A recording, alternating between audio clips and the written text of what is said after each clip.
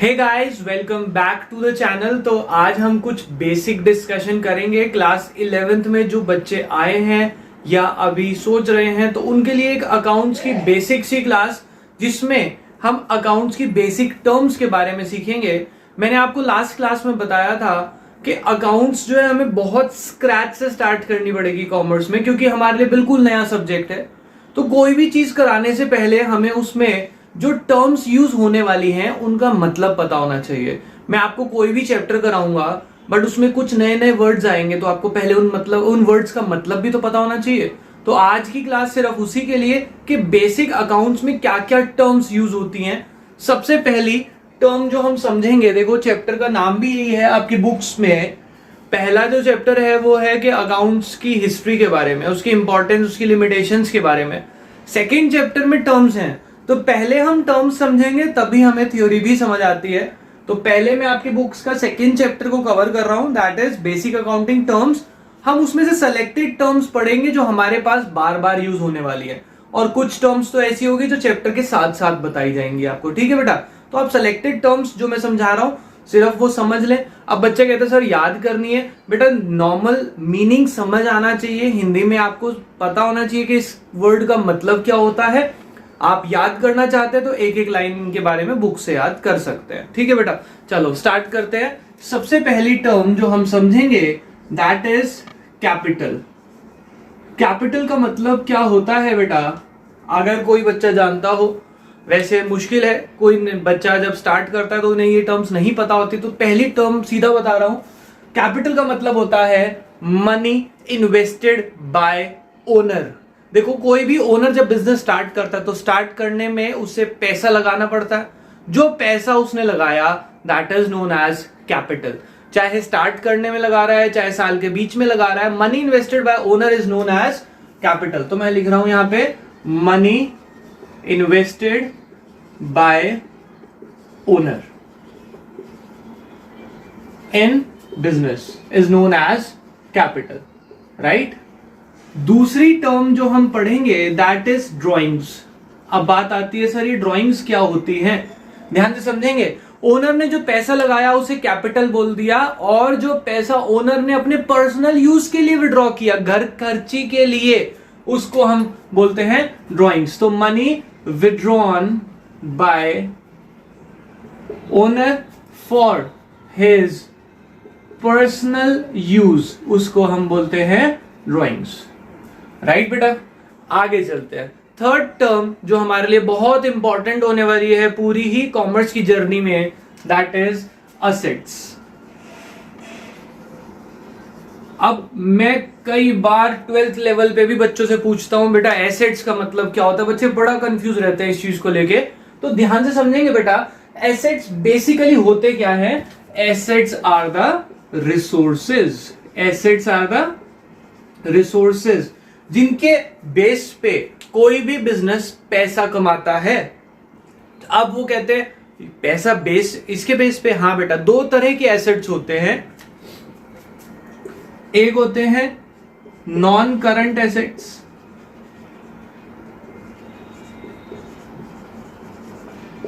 एक होते हैं हमारे करंट एसेट्स।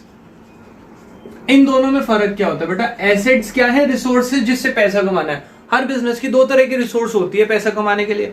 एक ऐसी रिसोर्स जिसे उसे यूज करके पैसा कमाना है और एक साल से ज्यादा तक पैसा कमाना है, उसको मैं बोलता हूं नॉन करंट एसेट्स। और कुछ ऐसी रिसोर्स होती हैं जिनसे एक साल के अंदर अंदर पैसा कमाना है और जिसे बेच करके पैसा कमाना है, वो सब होती है हमारी करंट एसेट्स। जैसे कि बिल्डिंग, मशीनरी, क्या इससे बिजनेस पैसा कमाता है? जी सर कमाता है। कैसे? यूज करके, और एक साल से ज्यादा कमाता है। यस, तो वो होती हैं उसकी नॉन करंट एसेट्स। तो ये कौन सी एसेट्स हो गई नॉन करंट एसेट्स, जिनको आप यूज करके और मोर देन 1 ईयर तक पैसा कमाएंगे, मोर देन 1 ईयर तक। तो ये होती है हमारी non current assets, more than 1 year, sorry, right. Example, building, machinery.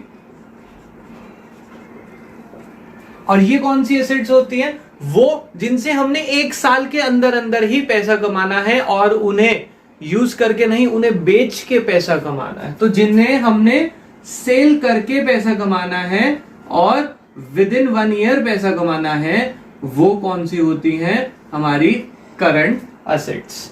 अब अगर हम बात करें इसका एग्जाम्पल सर, इसका एग्जाम्पल होता है बेटा किसी भी बिजनेस का स्टॉक। जिस चीज का वो बिजनेस कर रहा है, जिसका स्टॉक रखता है वो। तो अगर मैं बात करूं बेटा फर्नीचर की, क्या फर्नीचर करंट एसेट है या नॉन करंट एसेट है? आप सोचो। वो डिपेंड करता है कि आप किस चीज का बिजनेस कर रहे हो। देखो, अगर मैं अपने बिजनेस की बात करूं, कोचिंग बिजनेस की, तो जो फर्नीचर है जिसमें बच्चे बैठ के पढ़ते हैं, वो मेरा फिक्स्ड एसेट है, वो मेरा नॉन करंट एसेट है। नॉन करंट, अभी फिक्स क्यों बोला वो बताऊंगा। इसको ही दूसरा नाम है नॉन करंट का फिक्स्ड एसेट। तो जो मेरे लिए वो फर्नीचर है, वो मेरे लिए नॉन करंट एसेट या फिक्स्ड एसेट बोल सकता हूं। पर एक फर्नीचर मैन्युफैक्चरिंग बिजनेस किसी का है, फर्नीचर का ही काम है, तो उसके पास जो फर्नीचर है वो उसका स्टॉक है, और स्टॉक कोई 1 साल से ज्यादा नहीं रखता। दूसरी बात, उसने उसे बेच के पैसा कमाना है और मैंने वो फर्नीचर यूज करके पैसा कमाना है। तो मेरे लिए तो वो बन गया कौन सा? नॉन करंट, और उसके लिए बन गया करंट। तो ये नेचर पे डिपेंड करता है कि कोई एसेट करंट है या नॉन करंट है, कैसे यूज होने वाला है। क्लियर? अब वो कहते हैं जो नॉन करंट एसेट है, इसके 2 पार्ट होते हैं। एक होता है टैंजिबल और एक होता है इनटैंजिबल। अब ये क्या सर फर्क आ गया? टैंजिबल का मतलब जिसको हम देख सकते हैं और छू भी सकते हैं, जैसे example building machinery. Intangible assets, पैसा कमाना है, 1 साल से ज्यादा कमाना है, यूज करके कमाना है, पर उस एसेट को आप सर देख ये छू नहीं सकते, but you can feel it. ऐसा भी एसेट होता है। ऐसी भी कोई चीज होती है जैसे आप देख सकते नहीं, छू सकते नहीं, फिर भी पैसा कमाएंगे। जी बेटा, वो होता है किसी भी फर्म की गुडविल या रेपुटेशन। सोचो, क्या कोई फर्म अपने नाम को यूज करके पैसा कमाती है? जी, बहुत सारी फर्म्स है। रिलायंस बहुत बड़ा एग्जाम्पल, जियो, और भी बहुत सारे रूटीन में एग्जाम्पल देखते हैं। हम नॉर्मल नमकीन का पैकेट लेते हैं 5 रुपए का, उसी के ऊपर अगर हल्दीराम का टैग लग जाए वो 10 का हो जाता है। क्यों सर? क्योंकि उसकी रेपुटेशन जुड़ चुकी है उसके साथ। तो उसको हम क्या बोलते हैं? Intangible fixed assets. यानी कि नॉन करंट एसेट या फिक्स्ड एसेट 2 तरह के, टैंजिबल, इनटैंजिबल। जिसको छू सके वो टैंजिबल, जिसको ना छू सके वो इनटैंजिबल। इसका एग्जाम्पल तो यही हो गया। इसका एग्जाम्पल आप लिख सकते हैं यहाँ पे गुडविल। आगे चलते हैं बेटा, ये तो हो गई हमारी एसेट्स की बात। अब हम 4th टर्म पे चलते हैं, दैट इज द लायबिलिटीज। अब लायबिलिटीज क्या होती हैं? ये भी एक इंपॉर्टेंट टर्म है।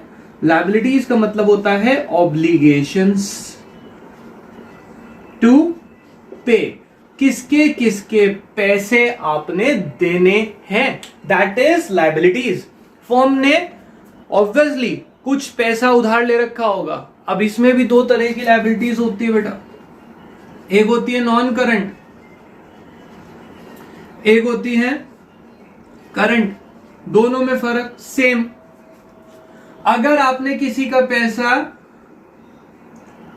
मोर देन 1 ईयर तक पे करना है, मोर देन 1 ईयर तक पे करना है, तो वो हो गई नॉन करंट लायबिलिटी। और अगर किसी का पैसा विद इन 1 ईयर पे करना है, तो वो हो गई करंट लायबिलिटी। अच्छा सर, ऐसा भी होता है? जी, आपने बैंक से मान लो 20,000 का लोन लिया है और आपने कहा कि मैं हर महीने 2,000 रुपए देता रहूंगा। जैसे आप मोबाइल के लिए 20,000 का मोबाइल लिया, आपने लोन ले लिया 20,000 का, 2,000 की इंस्टॉलमेंट बनवा ली। कितने टाइम में पे हो जाएगा? 10 मंथ्स में। तो विद इन 1 ईयर है, तो हो जाएगी आपकी करंट लायबिलिटी। तो यहां पे मैं लिख रहा हूं शॉर्ट टर्म लोन्स। और अगर आपने ह्यूज अमाउंट लिया और लंबे समय तक पैसा देने वाले हैं, 1 साल से ज्यादा तक के लिए, तो वो क्या हो जाएंगी? हमारी नॉन करंट लायबिलिटी। ठीक है बेटा, तो होपिंग ये टर्म्स आपको समझ आई हैं। अभी आगे कंटिन्यू करते हैं बेटा। तो देखो बेटा, हम नेक्स्ट टर्म समझते हैं। Next term is debtors. Debtors का मतलब क्या होता है? डेटर वो लोग जिन्हें हमने गुड्स उधार में बेचे होंगे, यानी कि जिनसे पैसा लेना है, उन्हें हम बोलते हैं डेटर्स। तो debtors are the person to whom we have sold goods on credit। Credit का मतलब क्या होता है?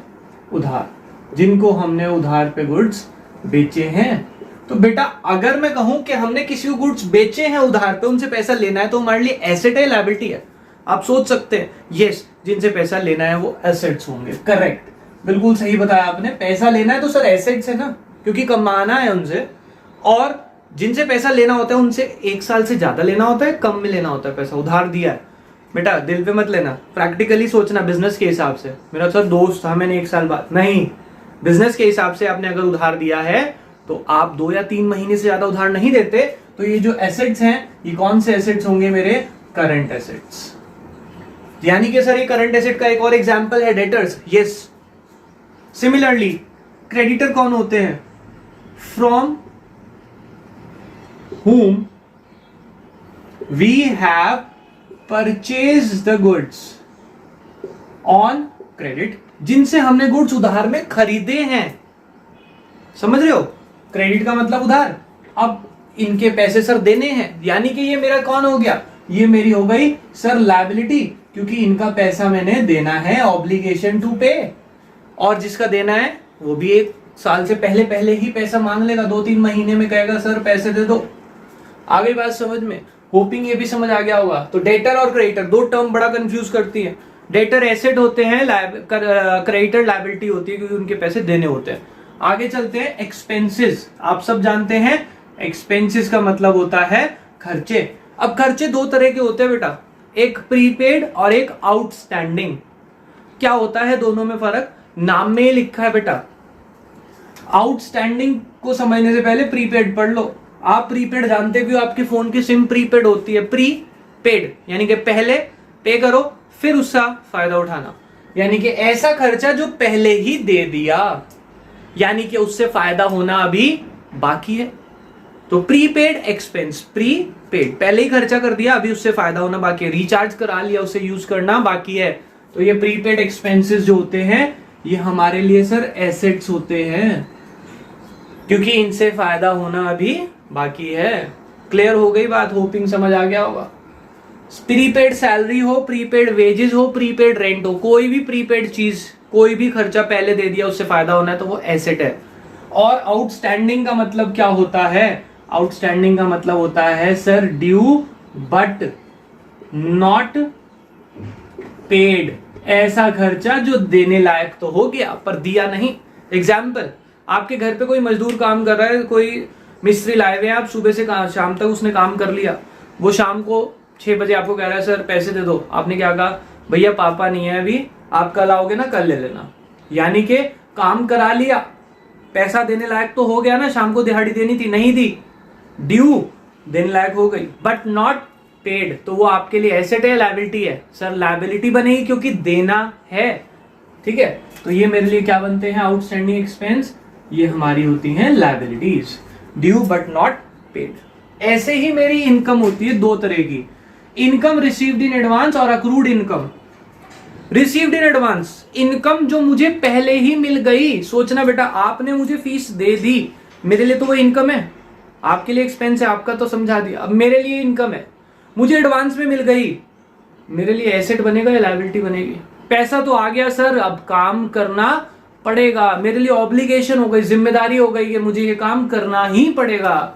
Therefore received in advance is a liability, क्योंकि आपको ये काम करना पड़ेगा। On the other hand accrued income, आपको पढ़ाते हुए 1 महीना ऑलरेडी हो चुका है, काम करे जा रहा हूं, 1 महीना पूरा हो गया, अब वो इनकम मेरी लेने लायक हो चुकी है, तो मेरे लिए वो क्या बन जाएगी? एसेट। तो मैं यहां लिख लेता हूं, अक्रूड का मतलब होता है ड्यू बट नॉट रिसीव्ड। लेने लायक तो हो गई पर अभी मिली नहीं, तो मेरे लिए क्या बनेगा बेटा? ये मेरे लिए बनेगा एक एसेट्स। मेरे को इससे पैसा लेना है। अगली टर्म पे चलते हैं। होपिंग ये सब समझ आ रहा है आपको। अगर कोई टर्म में प्रॉब्लम हो वीडियो को एक बार और देख लेना, वरना आप मेरे को कमेंट बॉक्स में कमेंट करना। चलते हैं। बैंक ओवरड्राफ्ट, ध्यान से सुनना बेटा। बैंक ओवरड्राफ्ट क्या होता है? आप सब कभी ना कभी तो बैंक गए होंगे। बैंक में क्या होता है, आपके अकाउंट में बेटा देखना, एक नॉर्मल सी बात, शायद जानते हो और जो नहीं जानते अब समझने की कोशिश करेंगे। मेरे बैंक अकाउंट में, ध्यान से समझना, मेरे बैंक अकाउंट में सपोज 40,000 का अमाउंट अवेलेबल है, ठीक है। मैंने एक पार्टी को चेक दे दिया, मुझे याद नहीं था कितना बैलेंस है, मैंने 42,000 का चेक दे दिया। इस चेक की पेमेंट हो जाएगी, ये चेक बाउंस हो जाएगा। जो बच्चे थोड़ा भी जानते हैं वो कहेंगे सर चेक बाउंस हो जाएगा, यानी कि बैंक पैसा देने को मना कर देगा। जो नहीं जानते वो भी समझ सकते हैं कि अकाउंट में 40,000 है सर, चेक 42 का दे दिया, बैंक कैसे पैसे दे देगा, आपके अकाउंट में पैसे ही नहीं है, तो चेक हो जाएगा बाउंस। नॉर्मल कंडीशन में ऐसा ही होता है।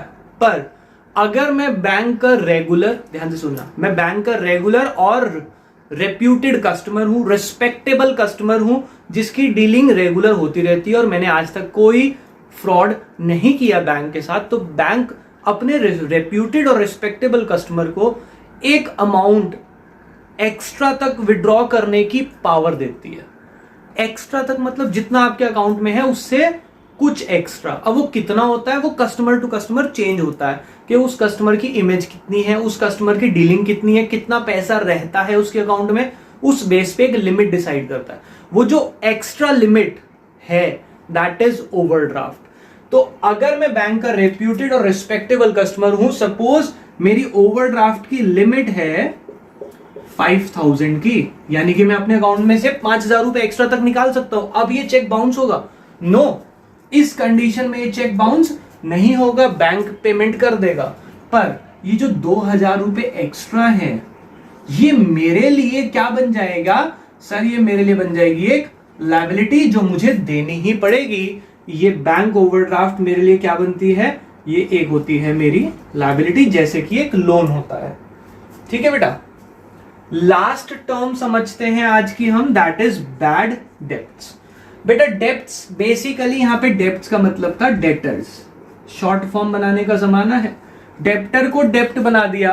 बैड का मतलब जो बुरे हैं, ऐसे डेप्टर जो बुरे हो चुके हैं, यानी कि जिन्होंने पैसा देने को मना कर दिया, दैट इज बैड डेट।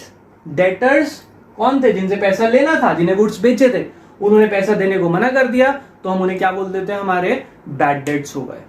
ठीक है बेटा। ये आज हमने 10 टर्म्स यूज करी हैं, समझी हैं, जो हमारी आगे चैप्टर में यूज होगी। होपिंग ये टर्म्स आपको समझ आई होंगी। अगर किसी भी टर्म में डाउट है तो प्लीज कमेंट बॉक्स में बताइएगा। बाकी करते हैं नेक्स्ट वीडियो में। अभी के लिए